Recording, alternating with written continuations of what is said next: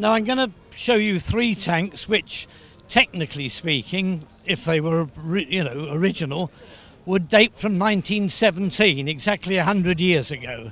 They're the British Mark IV, the French Saint-Chamond and the German A7V. Now of those three, only the Saint-Chamond is original. Both the British Mark IV and the A7V are replicas, but all those tanks effectively date from 1917, 100 years ago. The Saint-Chamond and the Mark IV both saw action for the first time in 1917, and the A7V was designed in 1917. So they collectively represent this 100th anniversary year. Now we're going to look first at the Mark IV tank. It's a British tank of 1917. It's a 28-ton machine powered by a Daimler six-cylinder engine in the original.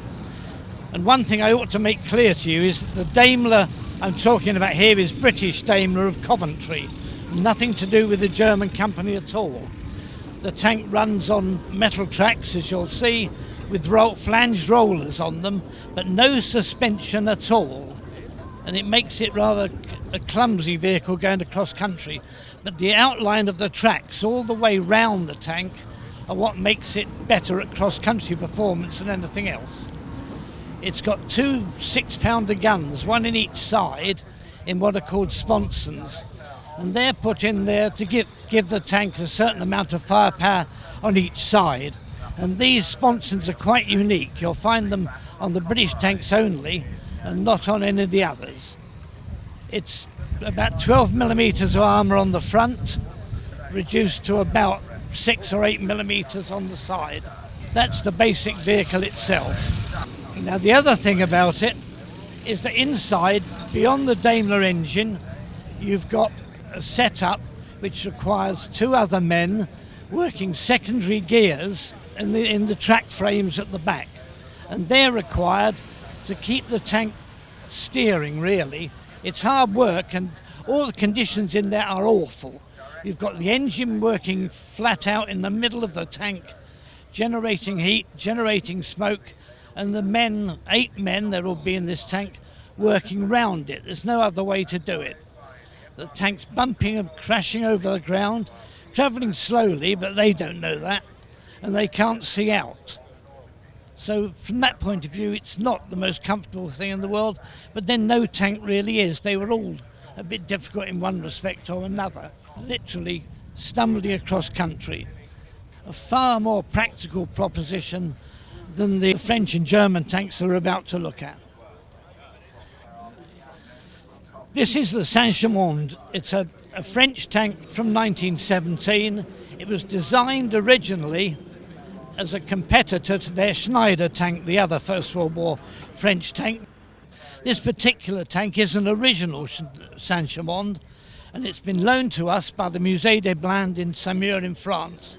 You'll see the gun in this case is the famous French 75, the 75, and that's mounted in the front behind a 30mm armour shield, reduced to about 6 or 8 millimetres on the side. But the real difference between this and the British tank are the tracks. It's got these very low profile tracks, which are actually devised from an old Holt Caterpillar tractor. And they mean that the tank doesn't have a very good cross-country performance. This front here will bury itself in the ground given half a chance. If it comes to a trench or a high ridge it has to cross. But otherwise it's not a bad design. Inside it's got a Panhard 4-cylinder engine, and that engine is driving a generator, and the generator is supplying power to 2 electric motors which drive the tracks. So it's what we would call a petrol-electric design. Now from a tank driver's point of view, it's a brilliant idea because it means that one man can drive the tank without any changing gear at all. There isn't a gearbox in here to change. But it does mean you've got more equipment, taking up more room, and quite a lot of extra weight from all this equipment inside. It takes a 9-man crew, and it even has a complete duplicate set of steering gear at the back. It is quite a rare, well, I say rare, it's absolutely unique. There is only one Saint-Chamond, and this is it. Now the next tank we want to look at is the German A7V. Now the A7V was the German effort towards making a tank, and it's quite different from anything else you'll see. Again, about 30mm armour on the front, reduced to about 15 or 20mm at the sides, of riveted construction. It's powered by twin Daimler 4-cylinder engines, and in this case they're German Daimler. They are nothing to do with the Daimler engine in the Mark IV tank, which you've already seen. So it's quite an unusual vehicle in that way. The other thing is it has an amazing gearbox. It's got two 3-speed units in a combined gearbox behind the engines, and they have separate reverse and forward gears as well, so that the idea is that this tank can, if it needs to, can stop, can engage one gear in forward, or one track in forward gear and the other one in reverse, so you can actually spin the tank around where it stands, which you can't do with any of the others, not quite so spectacularly anyway.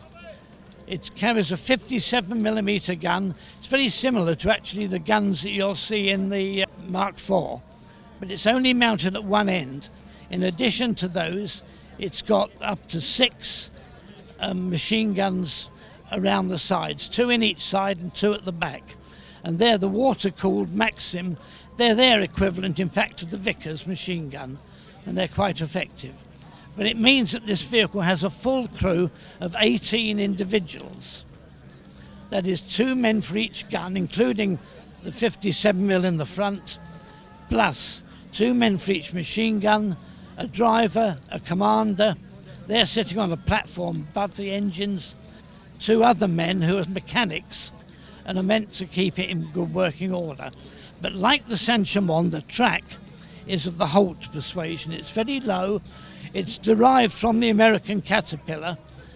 They're not so effective at cross-country work as the British design. But that's the 3 tanks, the A7V, the Saint-Chamond and the Mark IV, all of which relate some way or another to 1917, 100 years ago. And they're quite a collection.